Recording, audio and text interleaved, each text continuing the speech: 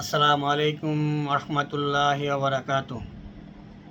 কেমন আছেন আমার প্রাণপ্রিয় ভাই ও বোনেরা? আশা করি ভালো আছেন। আমিও আল্লাহর রহমতে ভালো আছি। ঈদ মোবারক। আমি বাহারাইন প্রবাসী। আজকে আমাদের ঈদ চলে গেল। কালকে আলহামদুলিল্লাহ বাংলাদেশের ঈদ। আলহামদুলিল্লাহ, দোয়া করি আপনারা সুন্দর সুষ্ঠুভাবে আনন্দের চিত্তে ঈদ উদযাপন করেন ইনশাআল্লাহ। আল্লাহ রাসূল সাল্লাল্লাহু আলাইহি ওয়াসাল্লাম বলেছেন, যে ব্যক্তি রমজান মাসে তার গুনাহ মাফ করাতে পারল না, তার চেয়ে বড় হতভাগ্য আর কেউ নাই। রমজান মাস অনেক সওয়াবের মাস। প্রত্যেকটা সওয়াব কামাইতে গেলে ডাবল আমরা সওয়াব পাই। একটা সওয়াবের বদলে আমরা 70টা সওয়াব পেয়ে যাই। যাই হোক, রমজান মাস চলে গেল, আমাদের সওয়াবের মাস চলে গেল। রমজানের পরে 6টা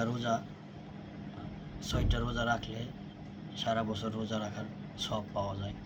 ইনশাআল্লাহ আমরা সবাই চেষ্টা করব রমজান মাসের পরের 6টা রোজা রাখার জন্য ইনশাআল্লাহ।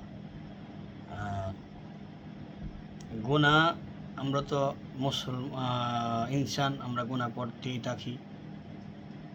কিন্তু আল্লাহ বলছে, বান্দা তোমরা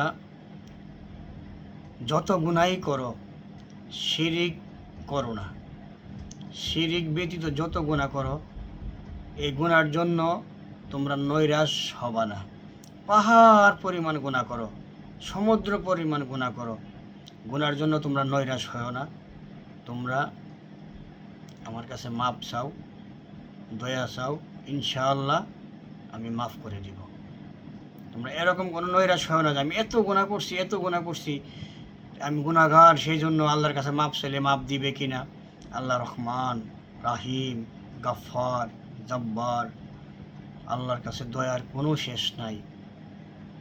তাই আমরা ভাই যত কিছুই করি, যত গুনাহই করি, চেষ্টা করব গুনাহ থেকে বাঁচিয়ে থাকার জন্য, 5 ওয়াক্ত নামাজ পড়ার জন্য। তারপরে গুনাহ হয়ে যায় আমাদের, গুনাহ জন্য ইনশাআল্লাহ নৈরাশ না হয়ে আল্লাহর কাছে মাপ চাইব, তওবা করব, ইনশাআল্লাহ আল্লাহ মাফ করে দিবেন। এটাই সবচেয়ে বড় কথা। আমার জন্য দোয়া করবেন, আমি আপনাদের জন্য দোয়া করি।